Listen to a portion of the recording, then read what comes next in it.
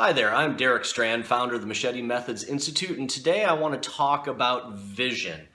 And I'm a strong proponent of having a very clear vision, not only at your individual personal level, but also at your team level and your organizational level. But quite frankly, most vision statements that I see are awful. They are terrible with regard to doing the things that they should do to be a valuable vision statement for yourself, team, or your organization. So let's take a look at some of the components that I believe are most important to having a very strong vision for wherever it is you plan to go in the future.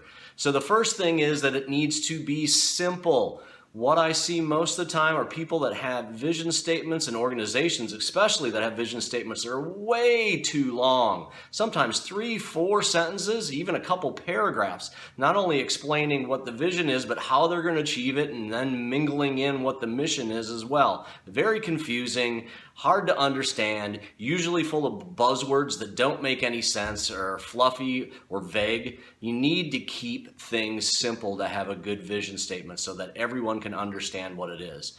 In addition to that, I don't think it should be over one sentence. In fact, I'd like for it to be under 10 words. To be simple and be under 10 words means it has crystal clear clarity with regard to what it is. And why that's so important is because you want people to remember it. It needs to be simple. If things are complex, people will simply forget what it is. And then it has no power or impact whatsoever. So simple in one sentence if you can.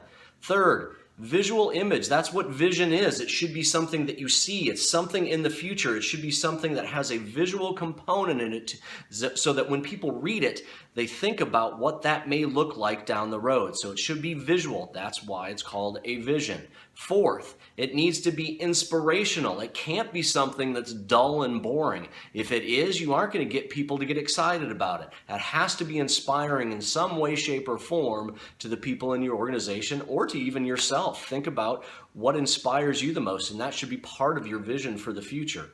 Next, it needs to be positive. It needs to make you feel good. It has to bring you joy when you say it, when you think about it, when you visualize it. Be positive. Have positive emotions associated with the vision. And finally, it needs to be memorable. If it has all of these components in it, you can see simple, clear, to the point, has something visual in it that makes it stickier. It has to be inspirational and also has to be positive. All of those things are things that make something memorable. You want your vision to be something that you can spit out immediately off the top of your head because it's so simple and easy to remember. And it's especially true in organizations. You want your vision to be able to be said at all levels, from the CEO all the way down to the lowest level employee. They should understand what the vision is and should be able to repeat it because it's stuck in their mind because it has these attributes. So what are some of the ones that I would say fit that? And there's not many of them because I really don't like a lot of vision statements that I see and read. So I'm going to go back in time for some of the ones that are my favorite. Back when Henry Ford started out with the Ford Company, his vision was 3 words: democratize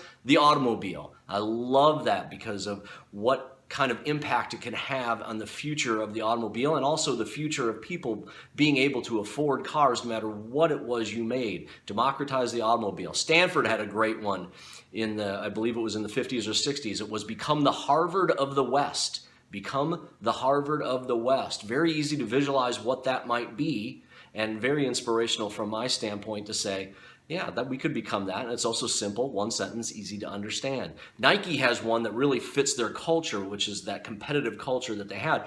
Back years ago when they were starting out, their vision was to crush Adidas. 2 words, crush Adidas. But very clear, very simple, got people fired up, fit their competitive culture, and it was something that they could rally around.